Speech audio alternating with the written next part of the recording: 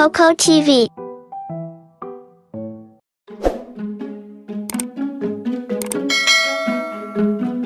एक दफा का जिक्र है कि एक घास के मैदान में एक चींटी और एक टिड्डी रहते थे। टिड्डी का नाम टिड्डू था। मौसम गर्मा शुरू हो चुका था।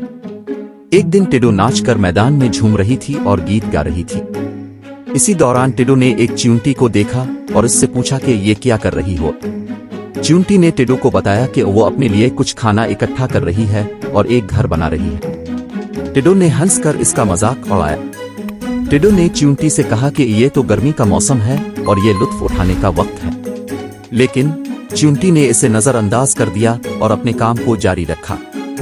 अगले दिन भी यही सिलसिला जारी रहा और चींटी मेहनत करती रही, जबकि टिड्डू ने खूब लुत्फ उठाया और मौसम सरमा के लिए कोई तैयारी न की। इसी तरह दिन और महीने गुजरते गए और सर्दियों की ठंडी हवाएं चलने लगे। चींटी और टिड्डू बर्फ और ठंडी आबो हवा की वजह से अपने घरों से बाहर नहीं निकल सकते थे।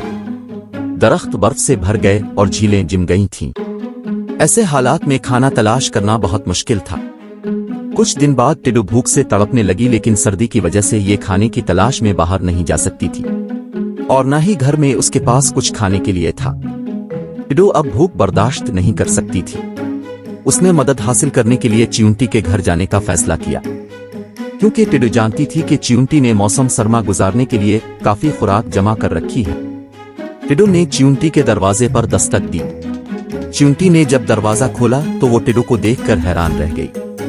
चींटी ने उसे खुश आमदीद कहा।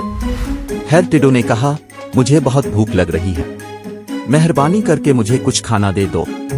चींटी को टिड्डू की हालत पर काफी तरस आया। उसने कुछ खाना उसे दे दिया। टिड्डू ने चींटी का बहुत शुक्रिया अदा किया और उसे वक्त पर मेहनत और मुस्तकबिल के लिए तैयारी न करने की गलती का एहसास हो गया।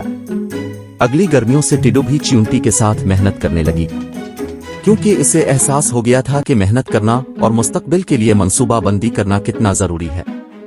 इस कहानी से हमें यह सबक मिलता है कि आज सख्त मेहनत करो ताकि कल फायदा हासिल कर सको।